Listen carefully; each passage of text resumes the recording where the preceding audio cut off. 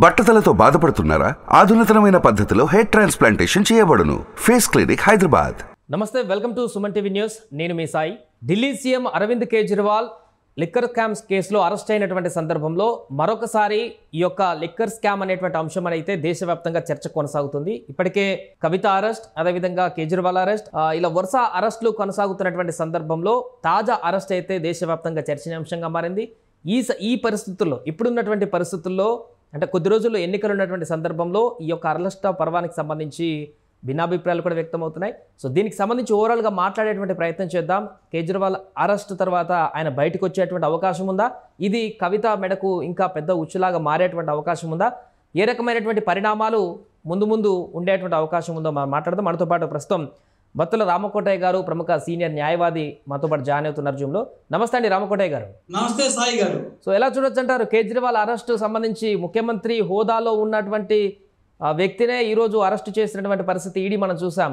ఈ అరెస్టుకి ఇక్కడ కవిత అరెస్టుకి ఏమైనా లింక్ ఏర్పడేటువంటి అవకాశం ఉందా? ఈ కవిత కేసు కూడా మరింత బలపడేటువంటి అవకాశం ఏమన్నా ఉండే అవకాశం ఉందా? సాయి గారు, కేజ్రీవాల్ది భారతదేశంలో ఒక రికార్డు వచ్చింది. ముఖ్యమంత్రి స్థానంలో ఉండి ముఖ్యమంత్రిగా కొనసాగుతూ అరెస్ట్ అయిన తొలి ముఖ్యమంత్రి కేజ్రీవాల్ గారు. గతంలో చూస్తే లాలూ ప్రసాద్ యాదవ్ గారు, జయలలిత గారు ముఖ్యమంత్రి పదవి నుంచి దిగిపోయినాక అరెస్ట్ అయ్యారు. వీరు మాత్రం ముఖ్యమంత్రి పదవిలో కొనసాగుతుండగానే అరెస్ట్ అయ్యడం అనేది ఒక చరిత్రలో ఆయన లిఖించబడ్డారు. అది పాజిటివ్ గానా నెగిటివ్ గా అనేది పక్కన పెడితే, మిగతా విషయాలకు వస్తే ఈ కవిత అరెస్టు, ఇటు కేజ్రీవాల్ అరెస్టు, అటు ఢిల్లీలో ఇటు తెలంగాణలో రాజకీయ భూకంపాలు పుట్టిస్తూ ఉన్నాయి. రాజకీయంగా కూడా ఎక్కడ లేనటువంటి తీవ్రత, ఆందోళన ఇప్పుడు ఉంది. ఎందుకంటే మనం మోడీ గారు మూడోసారి ముఖ్యమంత్రిగా కావటానికి, ప్రధానమంత్రిగా కావటానికి ఆయన 400 సీట్లని ఎన్డీఏ కూటమి టార్గెట్ చేసుకున్న తరుణంలో ఆయనకి చిన్న చితగా పార్టీలని నయానో భయానో, ఒక రకంగా చెప్పాలంటే మనకి మమతా బెనర్జీ కూడా ఇండియా కుటుంబం నుంచి పక్కకు వచ్చారు. ఆ నితీష్ కుమార్ గారు వచ్చి ఇండియా కుటుంబం నుంచి వెళ్ళొచ్చి మరి మోడీ సంఖలోకి వెళ్ళిపోయారు. ఇలా వాళ్ళని కాకుండా వాళ్ళని ఢీ కొట్టేటటువంటి ప్రాంతీయ పార్టీలు, ప్రధానంగా కాంగ్రెస్ తర్వాత చూస్తే కేజ్రీవాల్ గారు ప్రధాన భూమిక పోషిస్తున్నారు. తర్వాత నిన్నటిదా కేసీఆర్ గారు కూడా భారతదేశ రాజకీయాలని ఒక రకంగా ప్రభావితం చేసే వ్యక్తిలాగా ఉన్నారు. దురదృష్టవశాత్తు ఆయన మొన్న ఇటీవల 2023 జరిగిన అసెంబ్లీ ఎన్నికల్లో ఓడిపోవడం జరిగింది. ఓడిపోయిన ఈ రాజకీయ పార్టీల్ని నిర్వీర్యం చేయడంలో భాగంగా కవిత గారి మీద టార్గెట్ చేయటం ఒకటి. గెలుసున్న కేజ్రీవాల్ పంజాబ్లో కూడా మళ్ళా పీఠం దక్కించుకొని ఒక ఆప్ పార్టీ అనేది కాంగ్రెస్ పార్టీ తర్వాత, బీజేపీ తర్వాత జాతీయ రాజకీయాల్లో ప్రభావితం చేస్తున్నటువంటి పార్టీని ఏదో విధంగా నయానో భయానో ముందు లొంగ తీసుకోవడానికి ప్రయత్నాలు చేశారు. లొంగన పక్షంలో ఈ యొక్క ఈడీని కానీ సిబిఐని కానీ ఆయుధాలుగా చేసుకొని కేసులు పెట్టడం అనేది ఒక వంక జరుగుతుందనేది ఇండియా కూటమి నేతలు ఆరోపిస్తున్నటువంటి విధానం. రైట్. రాజకీయ అంశం ఒక విషయం పక్కన పెడితే, ఒకటి న్యాయవాదిగా మీరు చెప్పండి. కేజ్రీవాల్ ఇప్పుడు ముఖ్యమంత్రి పదవి హోదాలో అరెస్ట్ అవ్వడం జరిగింది. సో లీగల్గా ఆయనకు బెయిల్ వచ్చేటువంటి అవకాశాన్ని ఎలా చూడొచ్చు అంటారు? ఆయన పైన ఈడీ నమోదు చేసినటువంటి అభియోగాలు ఏ రకంగా ఉన్నాయి? సో ఈ కేసు ఎంత క్లిష్టంగా మారేటువంటి అవకాశం ఉంది? మీరు ప్రధానంగా కేసు యొక్క నేపథ్యానికి వస్తే, చిల్లర టోకో వర్తక మద్యమ పాలసీ కింద మనకి 2021-22లో కొత్త మద్యం పాలసీని ప్రవేశపెట్టడం జరిగింది. అందులో పాలసీకి సంబంధించి 100 కోట్లు ముడుపులు ముట్టాయి. దాంట్లో ప్రధానంగా మాగంటి రాఘవ, మాగంటి శ్రీనివాసరెడ్డి, తెలంగాణకు సంబంధించిన కవిత, వాళ్ళకి ఈ విషయాన్ని ముందుగానే అప్పటి మనకి మద్యం శాఖ మంత్రి మనకి మనీష్ సిసోదియా అనే వ్యక్తి యొక్క ఆధ్వర్యంలో వీళ్ళకి విషయాన్ని తెలియజేసి ఈ పాలసీలో లీకేజ్ ఇచ్చారనేటువంటి ప్రధానమైనటువంటి ఆరోపణ కేంద్ర హోంశాఖ డైరెక్టర్ ప్రవీణ్ కుమార్ ఆయా రిపోర్ట్ మేరకు మనకి 2022 ఆగస్టు 17వ తారీఖున క్రైమ్ నమోదు చేయడం జరిగింది. క్రైమ్ నమోదు చేసిన నేపథ్యంలో మనీష్ సిసోదియా గారిని, మద్యం శాఖ మంత్రి గారిని అరెస్ట్ చేసి చాలా రోజులకి ఇప్పటికీ బెయిల్ రాకుండా ఉన్నారు. ఆయన ఉప ముఖ్యమంత్రిగా కూడా ఉన్నారు.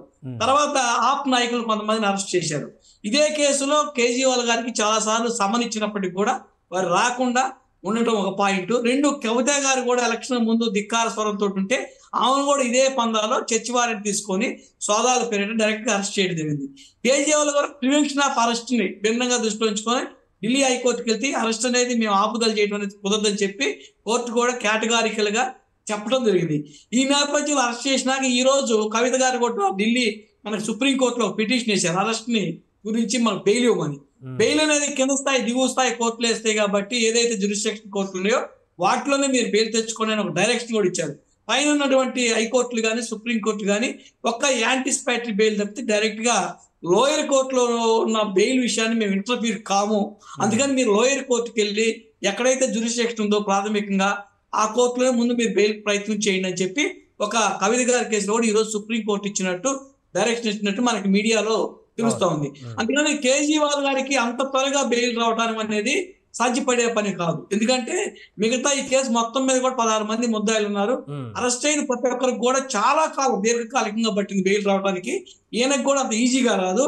గతంలో లాలూ ప్రసాద్ యాదవ్ కానీ జయలలిత కానీ బెయిల్ కోసం నెలలు సంవత్సరాలు నిరీక్షించడం అనేది ఉంది అనేది మనకు చరిత్ర. రామకోట గారు, ఇది స్వయంకృత అపరాధం కాదంటారా కేజ్రీవాల్ది? 7 సార్లు ఈడీ నోటీసులు ఇచ్చినా కూడా విచారణకు అటెండ్ కాకపోవడం వల్ల కేజ్రీవాల్ చేసినటువంటి ఆ మిస్టేక్ వల్లే ఈరోజు అరెస్ట్ అయ్యేటువంటి పరిస్థితికి వచ్చింది అనుకోవడానికి ఏమైనా వీలు కాకుండా ఉందా పరిస్థితి? ఖచ్చితంగా మీరు చెప్పినట్టు ఏదైతే కోర్టు ఇచ్చినటువంటి సమన్స్ కావచ్చు, నోటీసులు కావచ్చు, ధిక్కార స్వరం అనేది ఉండకూడదు.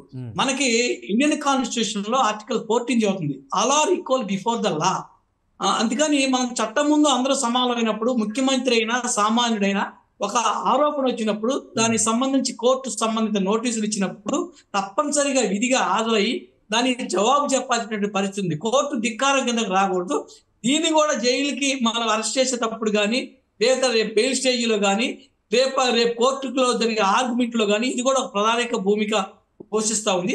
కేజ్రీవాల్ గారు అనే వ్యక్తి అసలు అవినీతికి వ్యతిరేకంగా అవినీతిని నిర్మూలించడానికి ఒక ఉద్యమంలోంచి అన్నా హజారే ఉద్యమంలోంచి ఆయన శిష్యుడిగా వచ్చి అవినీతి నిర్మూలనకు వ్యతిరేకంగా స్థాపించినటువంటి ఆ పార్టీ వాళ్ళ గుర్తు కూడా చీపిరి అంటే అవినీతిని ఊడ్చేయటం.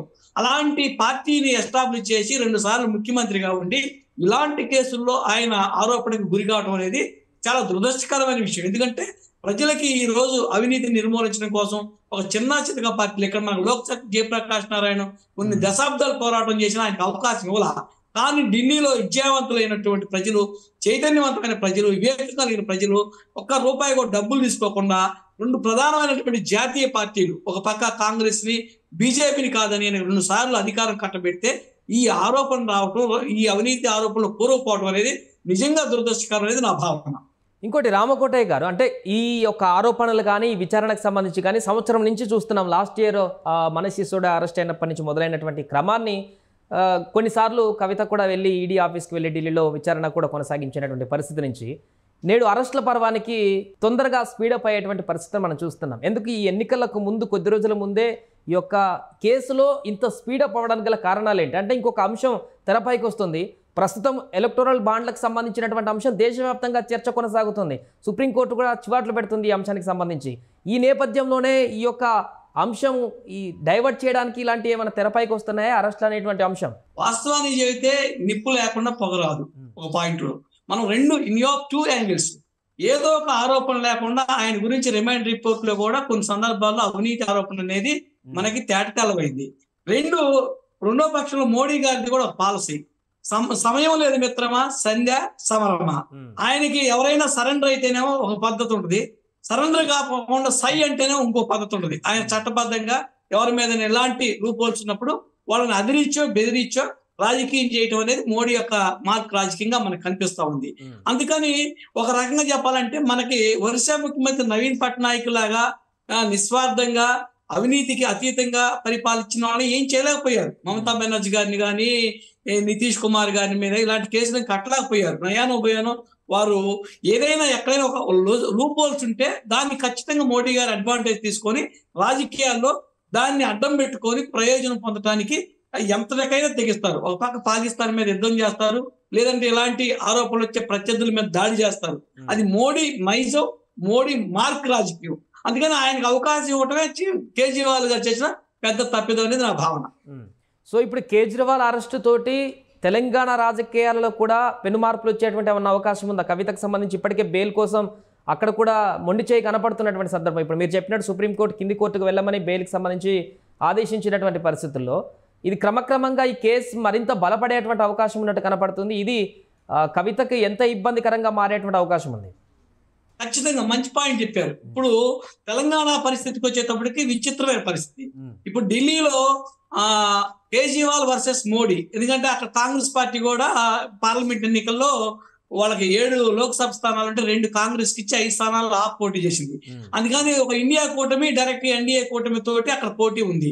కానీ తెలంగాణకు వచ్చేటప్పటికి ట్రయాంగిల్ కంటెస్ట్, అంటే ఒక పక్క అధికార పార్టీగా రాష్ట్రంలో కాంగ్రెస్, కేంద్రంలో బీజేపీ, మధ్యలో ప్రతిపక్ష పార్టీగా ఇరుక్కుపోయినటువంటి పార్టీ బీఆర్ఎస్. గతంలో మనం చూస్తే తెలంగాణ నేపథ్యంతో, తెలంగాణ ఉద్యమంతో, తెలంగాణ భావజాలంతో బీఆర్ఎస్ అనేది కొనసాగింది. ఆ రోజు ఏది చేసినప్పటికీ కూడా తెలంగాణ వాదుల మీద దాడిగా చెప్పేవాళ్ళు. ఈ రోజు నేతి బెరగాయలు నెయ్యి లేనట్టు టీఆర్ఎస్ అనే పార్టీ టీఆర్ఎస్ ని కోల్పోయి బీఆర్ఎస్ కి మారినాక తెలంగాణ యొక్క తత్వాన్ని కోల్పోయింది. ఈ రోజు కల్వకుట్ల కుటుంబం మీద దాడి అంటారు కానీ తెలంగాణ మీద దాడి అనడానికి అవకాశం లేని పరిస్థితిలో వాళ్ళు పోయి వాళ్లే తోడుకున్నారు, పార్టీ పేరు మార్చుకొని. రెండవది ఏంటంటే వాళ్ళ కుటుంబానికే మొత్తం చేసుకున్నారనే భావంతో ప్రజలు కూడా కేసీఆర్ కుటుంబం మీద ఇలాంటి దాడులు చేసినప్పుడు అది పర్సనల్ గా తీసేసుకున్నారు. మిగతా నాయకులకి మీరు ఇందాక అన్నట్టు బీఆర్ఎస్ నాయకులకి అసలోనే కొట్టినాక కొసరోడు ఎంత అని, ఎవరైనా తప్పులు చేసినట్టు గత గవర్నమెంట్ లో 10 సంవత్సరాల బీఆర్ఎస్ లో మంత్రులుగా కానీ ఎమ్మెల్యేలు కానీ ఎంపీలు కానీ ఉంటే వాళ్ళ మీద రేపు ఇలాంటి కేసులు వస్తే మాకు ఎవరు అంటే శ్రీరామ రక్ష బీజేపీ. మామూలుగా ఒక పక్క కాంగ్రెస్ లో కలితేనో కలవటం, కాంగ్రెస్ లో ఇమ్మలేనోడు బీజేపీ షెల్టర్కి వచ్చి బీజేపీలో జాయిన్ అవ్వాలి. అంటే ఈ 2 జాతీయ పార్టీలు కూడా బీఆర్ఎస్ ని హస్తగతం చేసుకొని రేపు రాబోయే 5-6 ఏళ్లలో బీఆర్ఎస్ పార్టీ అనేది లేకుండా చేయాలనేది ఒక వ్యూహంలో భాగంగా కూడా జరుగుతుంది. అందుకని ఇప్పుడు బీఆర్ఎస్ అనేది బీజేపీకి ఇటు కాంగ్రెస్ కి మధ్య బందీ అయిపోయింది. ఈ బందీ అయిపోయినటువంటి పార్టీని రక్షించాలంటే ఇంత ఆశామాషావారు. అందుకని కవితనే రక్షించుకోలేని కేసీఆర్ మిగతా క్యాడర్ని ఏ విధంగా రక్షిస్తాడనే ఒక అభద్రతా భావంలోకి బీఆర్ఎస్ నెట్టేయాలనే పాలసీలో భాగంగా బీజేపీ మైండ్ గేమ్ ప్లే చేసింది. దానికి కాంగ్రెస్ పార్టీ కూడా సైలెంట్ గా వెయిట్ చేస్తా ఉంది ఆపర్చునిటీ కోసం. రామకోట గారు, ఒకటి కేజ్రీవాల్ అరెస్ట్ అయినటువంటి ఈ సందర్భంలో మరొక చర్చ కొనసాగుతుంది. ఎందుకంటే ఈడీ చాలా స్పీడ్ పెంచింది. నిజంగానే ఆ కేసులో కనుక నిజాలు ఉంటే ఈ రకంగా దర్యాప్తు చేయడం కరెక్టే అంటూ చెప్తూ దీనికి సంబంధించి ఆంధ్రప్రదేశ్ సీఎంని కూడా లింక్ పెడుతూ ఆయన పైన కూడా గతంలో చాలా కేసులు ఉన్నాయి. ఒక కేసులో లిక్కర్ స్కామ్ కేసులకు సంబంధించి ఒక కేసులోనే ఆరోపణలు ఎదుర్కొంటున్నటువంటి సీఎం హోదాలో ఉన్న కేజ్రీవాల్ని అరెస్టు చేసినప్పుడు ఆంధ్రప్రదేశ్ సీఎం పైన కూడా ఈ కేసులు ఉన్నాయి కదా, ఎందుకు వీటిని స్పీడప్ చేస్తలేరు, ఇప్పుడైనా చేస్తారా అనేటువంటి కొన్ని ప్రశ్నలు కూడా ఉత్పన్నమవుతున్నాయి. సో దీనికి ఎలా చూడొచ్చు అంటారు? మీరు మంచి క్వశ్చన్ చేశారు. ఢిల్లీ నుంచి మనకి ఏపీ దాకా వచ్చేసారు. ఇప్పుడు ఢిల్లీలో డైరెక్ట్ గా కాంగ్రెస్ గెలిస్తే ఎన్డీఏ కూటమికి 7 సీట్లు ఎంపీ సీట్లు వెళ్ళిపోతాయి లోక్సభ. ఇప్పుడు బీఆర్ఎస్ గెలిస్తే రేపు పరిస్థితిని బట్టి అటు ఎన్డీఏకి వెళ్తుందా లేకపోతే ఇటు ఇండియా కూటమిలోకి వెళ్తుందా, తటస్థమైనటువంటి వైఖరిలో ఉంది కాబట్టి బీఆర్ఎస్ ని టార్గెట్ చేసింది. ఇప్పుడు జగన్మోహన్ రెడ్డి ఇప్పుడు మోడీ గారితో ఇండైరెక్ట్ గానే వాళ్ళు పొత్తులో ఉన్నారు, డైరెక్ట్ గా తెలుగుదేశం పొత్తులో ఉంది కనుక ఆంధ్రప్రదేశ్ లో లోక్సభ స్థానాలు 25 కూడా మోడీ పాకెట్ లో ఉంది. నీకు ఉత్తరప్రదేశ్ లో సెంట్ సీట్లు రావు, బీహార్ లో రావు, కానీ ఆంధ్రప్రదేశ్ లో ఉన్నటువంటి 25 సీట్లు డైరెక్ట్ గా తెలుగుదేశం, జనసేన, బీజేపీ కూటమి నుంచి ఇండైరెక్ట్ గా మనకి వైఎస్ఆర్సీపీ గెలిచినటువంటి సీట్లు కూడా మోడీ ఖాతాలోకి వెళ్తాయి. కాబట్టి జగన్మోహన్ రెడ్డిని ఏమనరు, చంద్రబాబు నాయుడు ఏమన్నారు. ఈ రాజకీయాలు అనేది డిఫరెంట్ గా ఉంది భారతదేశ రాజకీయాలకి. అందుకని జగన్ సేఫ్, ఆయన గెలిచినా ఓడినా ఆయన కేసుల కోసం అటు రాజ్యసభలో కానీ ఇటు లోక్సభలో కానీ ఆయన మోడీకి మోకరిల్లి మోడీ దయ నా ప్రాప్తం అనే విధంగా ఆయన ప్రవర్తిస్తూ ఉంటారు. వారు అనేది చంద్రబాబు నాయుడికి జగన్మోహన్ రెడ్డికి రాష్ట్రంలో కంటెస్ట్ జరిగింది, అసెంబ్లీ వరకు కీన్ కంటెస్ట్ జరిగింది. పార్లమెంట్కి వచ్చేటప్పటికి ఎవరికి వచ్చినా మోడీకి నష్టం లేదు. కాబట్టి 5 సీట్లు కూడా బీజేపీ ఖాతాలో పడ్డట్టే. కాబట్టి జగన్మోహన్ రెడ్డి గారి మీద సీరియస్ గా ఉండరు, నాన్ సీరియస్ గానే ఉంటారనేది నా భావన. అంటే ఒకవేళ అధికారం మారినా కూడా యాక్షన్ తీసుకునేటువంటి పరిస్థితి రాదంటారు ఏపీలో? ఖచ్చితంగా రాదు. ఇప్పుడు సపోజ్ తెలుగుదేశం పార్టీ రేపు అధికారంలోకి వచ్చి 25 ఎంపీ సీట్లు పార్లమెంట్ సీట్లు వచ్చి ఒక 15-17 గెలిచింది అనుకోండి, జగన్మోహన్ రెడ్డి గారు గెలిచిన 7 సీట్లు రేపు బీజేపీకే డైరెక్ట్ గా కానీ ఇండైరెక్ట్ గా మద్దతు ఉంటాయి. కుదిరితేనేమో గైడాస్ అవుతారు, కుదరకపోతేనేమో మద్దతు తెలియజేస్తారు. ఇప్పుడు జగన్మోహన్ రెడ్డి గారు రాజ్యసభలో 12 సీట్లు దాకా ఉన్నాయి. రేపు ఒక 7 గెలిచి ఒక 20 ఎంపీ సీట్లు వస్తాయి పార్లమెంట్ లో, లోకసభ, రాజ్యసభ. ఈ 2 కూడా ఇండైరెక్ట్లీ బీజేపీకి సపోర్ట్ చేస్తుంది, డైరెక్ట్ గా తెలుగుదేశం జనసేన సపోర్ట్ చేస్తుంది. అప్పుడు జగన్మోహన్ రెడ్డి గారిని వ్యక్తిగతంగా టార్గెట్ చేయాల్సినటువంటి ఆవశ్యకత కానీ అవసరం కానీ మోడీకి కానీ అమిత్ షా కానీ బీజేపీకి కానీ లేదనేది నా భావన. ఇంకొకటి, రామకోటయ్య గారు ముఖ్యమంత్రి పదవిలో ఉన్నటువంటి వ్యక్తినే నేరుగా ఈరోజు అరెస్ట్ చేసేటువంటి సిచ్యువేషన్ మన దేశంలో కలిగిందనంటే ఇది ప్రజలకి ఏ రకమైనటువంటి ఇండికేషన్ చూపిస్తుంది? అంటే తప్పు చేస్తే ఎవరికైనా శిక్ష తప్పదనేటువంటి ఇండికేషన్ చూపిస్తుందా, లేకుంటే పొలిటికల్ ఈక్వేషన్లో ఇలాంటిది మిస్యూజ్ అయ్యేటువంటి భావన కలిగించేటువంటి అవకాశం ఉందా ప్రజలకి?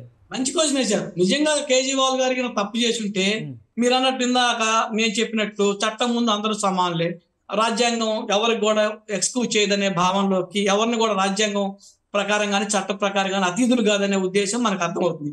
అట్లాగా అక్కడ మోడీ గారు కేజ్రీవాల్ గారిని అకారణంగా ఆయన్ని ఆ నిజమైనటువంటి ఆరోపణలు లేకుండా ఆయన్ని స్కాములో కనుక ఇరికిచ్చి రాజకీయ కక్ష సాధింపు కనుక పాల్పడితే ప్రజాస్వామ్యం మీద దాడి. ఇది ప్రజాస్వామ్యం అనేది భవిష్యత్తులో మనగజాలదు. ప్రజాస్వామ్య వాదులు అనేవాళ్ళు బయటికి మనం బట్టగడటానికి అవకాశం లేదు. అందుకని ఈ రోజు ఇండియన్ కూటమిలో ఉన్నటువంటి నాయకులందరూ కూడా మనం ప్రజాస్వామ్యాన్ని పరిరక్షించుకోవాలా, ప్రజాస్వామ్యాన్ని కాపాడాలా, కాబట్టి మోడీని ఓడించాలనేటువంటి స్లోగన్ కూడా వచ్చింది. అంటే నిజమైనటువంటి అవినీతి ఆరోపణలు అక్కడ ప్రైమా ఫేసే కానీ మెటీరియల్ ఎవిడెన్స్ కానీ ఉంటే కరెక్టే. అట్లా కాకుండా ఇంటెన్షనల్ గా ఆయన ఇన్వాల్వ్ చేసి హార్స్ ఇంప్లికేషన్ కనుక కేజ్రీవాల్ గారు చేస్తే ఇది కేజ్రీవాల్ మీద దాడి కాదు, ప్రజాస్వామ్యం మీద దాడి, ప్రజాస్వామ్య వాదుల మీద దాడి అనేది నా భావన. అది నిజమా అబద్ధం అనేది రేపు కోర్టు తేల్చాల్సినటువంటి అంశం. రైట్, ఫైనల్ గా ఒకటి చెప్పండి, ఈ యొక్క అరెస్టుల నేపథ్యం అనేది రాబోయే కొద్ది రోజుల్లో జరిగేటువంటి సార్వత్రిక ఎన్నికల పైన ప్రభావాన్ని చూపిస్తుందా? ప్రభావాన్ని చూపిస్తే అది బీజేపీకి అడ్వాంటేజ్ అవుతుందా, ఇండియా కూటమికి అడ్వాంటేజ్ అవుతుందా? అద్భుతమైన క్వశ్చన్ అడిగారు మీరు. ఎందుకంటే రేపు ప్రజలు అన్ని కూడా నిశ్చితంగా గమనిస్తూ ఉంటారు. నేను ఇంతకు ముందు మీకు చెప్పినట్లు అక్రమంగా అన్యాయంగా గనక కేజ్రీవాల్ని గనక ఇరికిచుంటే ప్రజలు బీజేపీకి బుద్ధి చెబుతారు. నిజంగా కేజ్రీవాల్ గారు గనక ఈ కేసులో ఇన్వాల్వ్మెంట్ ఉంది, ఆయన నిజంగా మద్యం కేసులో ముడుపులు ముట్టాయి అనే భావన కనుక వస్తే బీజేపీకి బుద్ధి చెప్తారు. ఇటు ఆయన నిజంగా కనుక ఇన్వాల్వ్మెంట్ అయ్యారంటే కేజ్రీవాల్కి బుద్ధి చెబుతారు. అంటే ప్రజలు రేపు ప్రజా కోర్టులో ముందు జడ్జిమెంట్ వస్తుంది. ఏది రేపు బీజేపీకి అనుకూలంగా తీర్పు వస్తుందా, రేపు లేదంటే ఇండియన్ కూటమికి ఎదురుగా తీర్పు వస్తుందా అనేది కూడా డిపెండ్ అపాన్ ద ఎలక్షన్స్ మీద కూడా ఆధారపడి ఉంటుంది. ప్రజలు అన్ని చూస్తారు. వీళ్ళు తప్పు చేస్తేనేమో వీళ్ళకి అనుకూలంగా ఉంటారు, నిజంగా కేజ్రీవాల్ తప్పు చేయకపోతే ఆయనకు అనుకూలంగా ఉంటారు అనే భావన రేపు ప్రజలు ఓటు ద్వారా తెలియజేస్తారు. ప్రజాస్వామ్యంలో ఓటే ఒక వజ్రాయుధం కాబట్టి ఓటు అనే తీర్పు ద్వారా మోడీకైనా కేజ్రీవాల్కైనా బుద్ధి చెబుతారని నా భావన. రైట్, థ్యాంక్ యూ రామకోటయ్య గారు. సో మొత్తానికి కేజ్రీవాల్ అరెస్టు తర్వాత అయితే దేశవ్యాప్తంగా పొలిటికల్ హీట్ అయితే పెరిగినట్టు కనిపిస్తుంది. ఈడీ కేసులో అరెస్ట్ అయినటువంటి కేజ్రీవాల్, ఇదే విధంగా తెలంగాణలో మాజీ ముఖ్యమంత్రి కేసీఆర్ కుమార్తె కవిత, వీరందరూ కూడా ముఖాముఖిన కూర్చోబెట్టి కూడా దర్యాప్తు చేస్తారనేటువంటి ఒక అంశం కూడా తెరపైకి వస్తుంది. ఏదేమైనా కూడా ముఖ్యమంత్రి హోదాలో ఉన్నటువంటి వ్యక్తిని మొదటిసారి అరెస్టు చేసి దేశవ్యాప్తంగా రాజకీయాల్లో సంచలనం సృష్టించినటువంటి ఈడీ తర్వాత స్టెప్ ఏం తీసుకోబోతుంది, తర్వాత స్టెప్ ఏ రకంగా ఉండబోతుంది, బెయిల్ వస్తుందా కేజ్రీవాల్కి, ఎన్ని రోజులు జైల్లో ఉండేటువంటి అవకాశం ఉందనేటువంటి అంశంపైన తీవ్ర చర్చ కొనసాగుతుంది. ఏదేమైనా కూడా రాబోయే కొద్ది రోజుల్లో ఉన్నటువంటి సార్వత్రిక ఎన్నికలపైన దీని ఇంపాక్ట్ ఏ విధంగా ఉంటుందనేది ఆఫ్టర్ రిజల్ట్ తర్వాత మనం చూడాల్సిన అవసరం ఉంది. సుమన్ టీవీలో మీ పర్సనల్ అండ్ బిజినెస్ ప్రమోషన్స్ కోసం కింది నెంబర్కి కాంటాక్ట్ చేయండి.